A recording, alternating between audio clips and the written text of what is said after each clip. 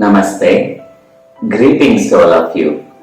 Grandmaster Chawakatsu அவருடைய Compassionate Objectivity Golden Lotus Sutras on Character Building இந்த புத்தகத்திலிருந்து கிட்டத்தட்ட ஒரு மாசம் மேல நம்ம படிச்சிருக்கோம். இன்னைக்கு on honesty and non-lying இந்த டாபிக்ல வரக்கூடிய முக்கியமான சூத்ரா என்னங்கிறத பார்ப்போம். Are you sure what you're saying is really correct? இந்த சூத்ரால ஒரு ஆழமான உண்மையை வெளிப்படுத்தக்கூடிய கேள்வியோட நிறுத்திடுறாங்க. என்ன சொல்றாங்க?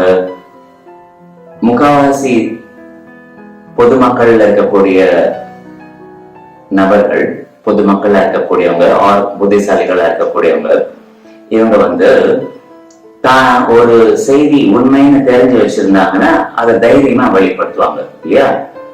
நான் சொல்றது உண்மைதான் சார், இதுதான் கரெக்ட் அப்படிங்கறத சொல்லுவாங்க இல்லையா? நான் நினைச்சது கரெக்ட் தான், நான் சொன்னது கரெக்ட் தான் அப்படின்னு சொல்லுவாங்க இல்லையா? அத மாஸ்டர் என்ன சொல்றாங்க? இன்னொரு ஞாபகப்படுத்திக்கோ, உண்மையிலே நீ சொன்னது கரெக்ட் தானா, அதுதான் முழுமையான கரெக்டா அப்படிங்கறத கேட்கிறாங்க. அப்படின்னா நம்ம நேற்று சொன்ன செய்தி மாதிரியே ஒவ்வொருத்தருக்கும் தன்னோட அறிவுக்கு ஏத்த மாதிரி சில உண்மைகளை அவங்க சொல்றாங்க.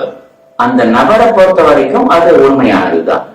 ஆனா அதுதான் முழுமையான உண்மையா இருக்கும்னு அவசியமே கிடையாது. ஏன்னா மிக அதிகமா ஆன்மீகமா முன்னேறினவங்களுக்கு, அந்த ஆழமா ஊடுருவி பார்க்கக்கூடிய திறன் வாய்ந்தவங்களுக்கு அதே சூழ்நிலையில இதை விட மிக ஆழமான உண்மையை அவங்களால வெளியில கொண்டு வந்து காமிக்க முடியும்.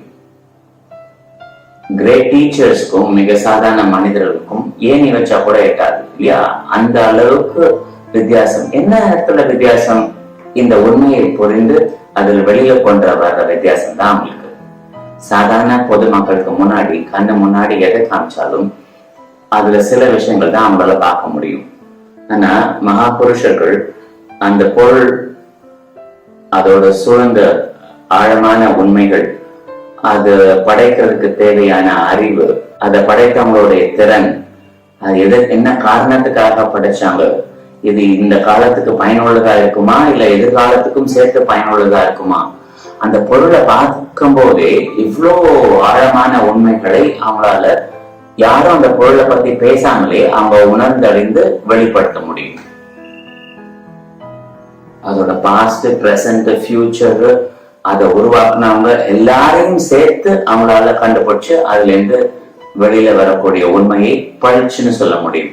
அவ்வளோ தெளிவான ஆழமான செய்தியை ஒரு பொருளை பார்த்த உடனே அவங்களால சொல்ல முடியும். அதனால்தான் கேக்குறாங்க, நீ உண்மைன்னு சொல்றது, நீ கரெக்ட்னு சொல்றது உனக்கு மட்டும் தான் கரெக்டா, உலகத்துக்கே கரெக்டா, இதை விட கரெக்டானது எதுவுமே கிடையாதா, அதெல்லாம் உணர்ந்து தான் நீ சொன்னியா, அதை ஒரு வாட்டி செக் பண்ணிக்கோ அப்படிங்கிற மாதிரி சொல்லிடுறாங்க. அதனால ஷுவரா இதுதான் சரி அப்படின்னு உங்களுக்கு தெரிஞ்சா கூட சேஃபா மாஸ்டரோட இந்த சூத்ரா படிச்ச அப்புறம் நம்ம சொல்றதா இருந்தா என்ன சொல்லலாம்? எனக்கு புரிஞ்ச வரைக்கும் இது உண்மை சார் அப்படின்னு சொல்லிட்டீங்கன்னா நம்ம தப்பிச்சுக்கிட்ட மாதிரி இருக்கும். இதுதான் முழுமையான உண்மை அப்படின்னு சொன்னோம்னா அது அப்படி இருக்கிறதுக்கு வாய்ப்பு இல்லை. அதனால்தான் உனக்கு தெரியுமா, அது இதுதான் உண்மையா, இதை விட ஆழமான உண்மைகள் எதுவும் கிடையாதா, அதை செக் பண்ணியா அப்படிங்கிற மாதிரி ஒரு கேள்வி வச்சிருக்காங்க. மிக மிக முக்கியமானது நம்மளுக்கு. அப்ப நம்ம பேசக்கூடிய மோட்டிவ், நம்ம பேசக்கூடிய வார்த்தைகள்ல இருந்து வரக்கூடிய அந்த எசன்ஸ் எல்லாமே நம்ம ஃபர்ஸ்ட் அது உண்மைதானா அப்படிங்கறத உணர்ந்து அறிஞ்சிட்டு அப்புறம் பேசுற மாதிரி வச்சுக்கிறது நல்லது. இதை குறிச்சு வச்சுக்கோங்க. Wish you great day. Namaste.